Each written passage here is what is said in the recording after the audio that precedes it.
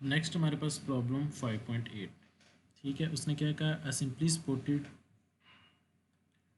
spotted steel beam is to carry the distributed and concentrated loads shown. Knowing that the allowable normal stress for the grade of steel to be used is 160, तो उसने देखें allowable stress हमें दी है और उसकी value बता दी 160। Select the wide range shape that should be used। wide range का मतलब क्या होता है कि W शेप जो आपके पास बीम्स हैं वो यूज़ करने हैं। अच्छा, ये जो वाइड फ्लैंज शेप और small flange shape S shape beams हैं, ये बेसिकली मैं बुक में ना अपेंडिक्स की बना है, अपेंडिक्स सी है, उसके अंदर आप जाएंगे, हम उसको ओपन भी कर लेते हैं।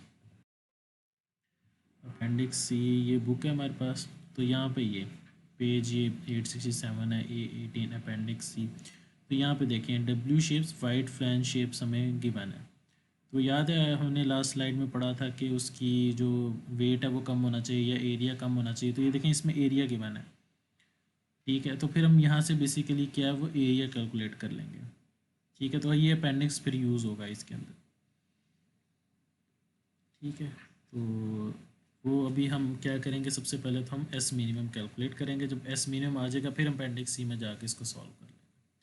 ठीक है, तो हमें एक सिंपली सपोर्टेड स्टील बीम दिया हुआ है, दो रिएक्शंस आएंगे यहाँ पे, आर ए और आर डी आएगा, ये आपने फाइंड करने हैं।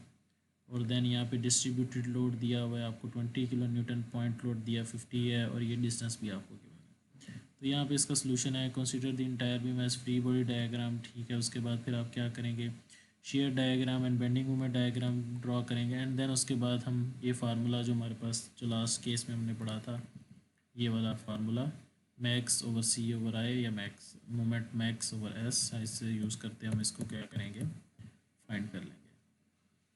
ठीक है, अब हमने काफ़ी एग्जांपल कर लिए हैं, तो आप अगर मोमेंट ऑफ पॉइंट ए और moment of point A is equal to zero की वैल्यू पुट करेंगे और सिग्मा एफ वाई दोनों को पुट करेंगे, तो आप डी का रिएक्शन 58.0 किलो न्यूटन ये भी कैलकुलेट कर सकते हैं खुद मोमेंट के through, and then sigma F Y forces Y direction में जो है, तो आप ये भी यूज़ कर सकते हैं। आप असाइनमेंट्स भी करते रहें, तो अब तो ये आप के लिए ये दोनों स्टेप्स बहुत ईजी हो जाने चाहिए कि सिग्मा एफ वाई पुट किया और वो आपने ज़ीरो करके ए वाई ए रिएक्शन निकाल लिया और आपने डी रिएक्शन भी निकाल लिया, और ये ए एक्स तो आपको पहले पता है कि ये क्या होता है, ज़ीरो होता है। ठीक है, अब हम इसको नेक्स्ट चलते हैं। वेब दी शेयर डायग्राम, नेक्स्ट स्टेप क्या है हमारे पास, हमने शेयर फोर्स डायग्राम ड्रॉ करनी है। अब इस जगह पे हमारे पास आपको पता है ए वाई रिएक्शन आया था हमारे पास 52 किलो न्यूटन, तो ये हमने यहाँ से लाइन ड्रॉ कर दी 52 किलो न्यूटन की। और उसके बाद ये नेक्स्ट हमारे पास क्या था, ये हमारे पास एक्चुअल में था 20 किलो न्यूटन। 20 किलो न्यूटन को हमने उसके डिस्टेंस से मल्टीप्लाई करके एक पॉइंट लोड बना दिया हुआ था 60 किलो न्यूटन। ठीक है, तो 60 है तो 52 और ये 60 डाउनवर्ड है, तो यहाँ पे हम इन दोनों को करेंगे तो हमारे पास आंसर क्या बच जाएगा, यहाँ पे इस जगह पे, यहाँ पे जब डिस्टेंस खत्म होता है तो हमारे पास आंसर आता है -8। ठीक है, डिस्ट्रीब्यूटेड लोड भी हो गया। डिस्ट्रीब्यूटेड लोड के बाद यहाँ से लेके यहाँ तक बेसिकली यहाँ पे डिस्ट्रीब्यूटेड लोड खत्म हो जाता है, ये नहीं आती, थोड़ी सी गलत बनी हुई है। ठीक है, तो इसके बाद यहाँ से लेके यहाँ तक कोई फोर्स नहीं है, तो हमारे पास 8 किलो न्यूटन -8 कॉन्स्टेंट रहेगा। उसके बाद नेक्स्ट हमारे पास डाउनवर्ड ही 50 किलो न्यूटन लगी है, तो -8 में 50 प्लस कर देंगे तो हमारे पास क्या हो जाएगा, -58 किलो न्यूटन। एंड देन इसके सी से डी पॉइंट के दरमियान भी कोई लोड नहीं है, तो सी से डी कांस्टेंट आएगा। And then D D point पे अभी हमने खुद फाइंड किया 58 -58 प्लस 58, तो ये ज़ीरो हो जाएगा और ये ज़ीरो आ जाएगा। तो इसका एक से यहाँ से ये भी पता चल गया कि ये जो चीज़ हमने फाइंड की थी ये बिल्कुल ठीक थी, 58 किलो न्यूटन। और ये हमारे पास अब क्या है, शेयर फोर्स डायग्राम जो है वो भी ड्रॉ हो गई।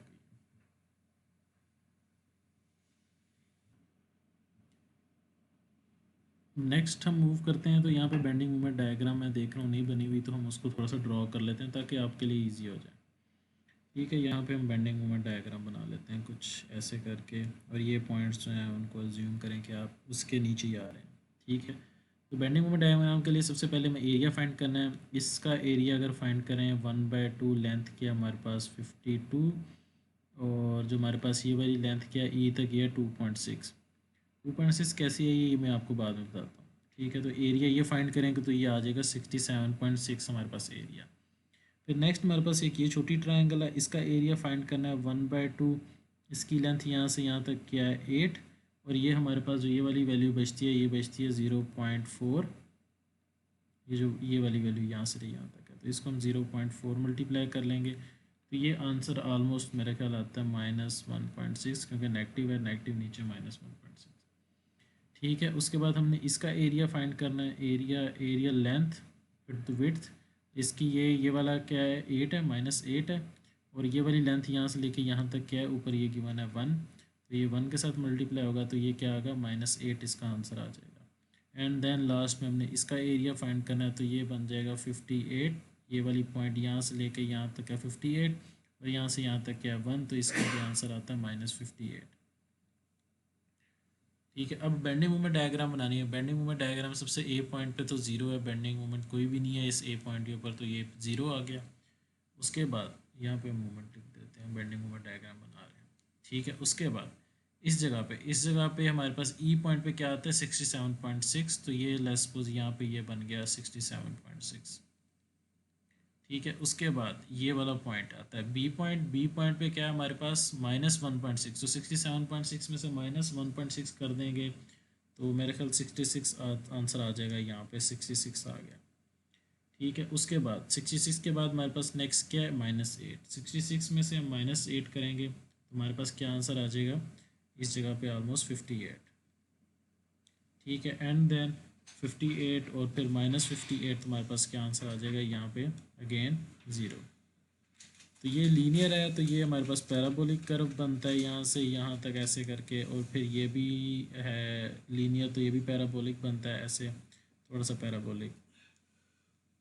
ठीक है, और फिर ये आगे से स्ट्रेट लाइन है, तो ये भी आगे लीनियर ड्रॉ होगा, और फिर ये भी लीनियर ड्रॉ होगा।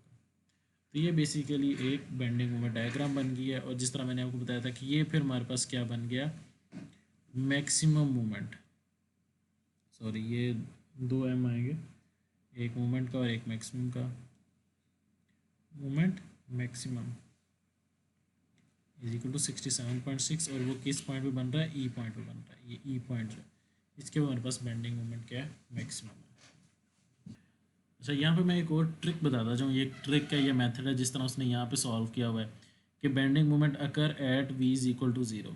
तो ये बेसिकली एक मैथमेटिकल फॉर्म है कि आपके पास अगर आपने डेरिवेटिव फाइंड करना हो किसी चीज़ का, तो जिस जगह पे वैल्यू 0 होती है, आपने लाइक मैक्सिमम मिनिमम फाइंड करनी हो, तो आप क्या करते हैं उस वैल्यू को इक्वल टू 0 पुट कर देते हैं। v इक्वल टू 0 पुट करेंगे तो आप मैक्सिमम वैल्यू फाइंड करेंगे। तो बेसिकली वहाँ से कॉन्सेप्ट आया हुआ है कि जहाँ पे जिस तरह इस बुक वाले ने किया है कि जहाँ पे आपके पास ये शेयर, इसी वजह से उसने बेंडिंग मोमेंट डायग्राम नहीं बनाई, क्योंकि उसने कहा जहाँ पे आपके पास शेयर फोर्स 0 आएगी वहाँ पे क्या आएगा मोमेंट मैक्सिमम आएगा। बेसिकली उसने वो मैथमेटिकल जो इक्वेशन है उसको याद करते हुए बेंडिंग मोमेंट डायग्राम नहीं बनाई, और उसने यहाँ पे लिख दिया कि जो जहाँ पे v इक्वल टू 0 है वहाँ पे बेंडिंग मोमेंट जो है मैक्सिमम। तो ये एक ट्रिक है, अगर आप ऐसे सॉल्व करना चाहें मोमेंट डायग्राम बना के, अगर आपको नहीं समझ आ रही तो ऐसे भी सॉल्व कर सकते हैं। लाइक अगर यहाँ पे 0 आ ही ना रहा होता तो फिर आपको बेंडिंग मोमेंट डायग्राम भी बनानी पड़ती, पर अगर आपके पास 0 आ रहा है तो उस वहाँ से आपने कह दिया कि जहाँ पे शेयर फोर्स 0 है वहाँ पे हमारे पास क्या है बेंडिंग मोमेंट जो है मैक्सिमम हो जाती है। ठीक है, अच्छा एक लास्ट बात रहेगी कि हमने ये 2.6 कैसे फाइंड किया था, तो फिर मैं थोड़ा सा यहाँ पे मुझे चीज़ें रेज करनी पड़ेंगी।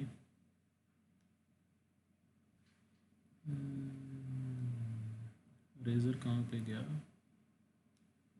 अच्छा ये वाली चीज़, और ये थोड़ी सी ज़रा यहाँ पे जगह बनानी पड़ेगी ताकि आपको समझ आ सके।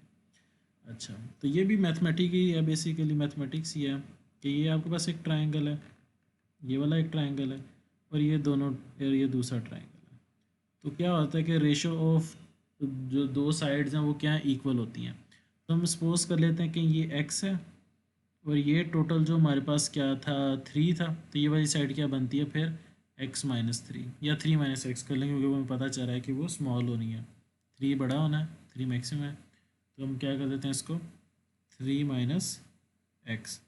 तो एक फार्मूला होता है ट्रायंगल का कि रेशो जो उनकी साइड्स हैं, तो ये वाली साइड्स वो इक्वल होती हैं। 52 ये वाली साइड क्या थी 52 डिवाइडेड बाय इसकी ये वाली साइड क्या थी 8, 52 डिवाइडेड बाय 8, इसकी ये वाली साइड क्या है x डिवाइडेड बाय इसकी ये वाली साइड क्या है 3-x। तो ये हमारे पास इक्वेशन बनी ये वाली, ये।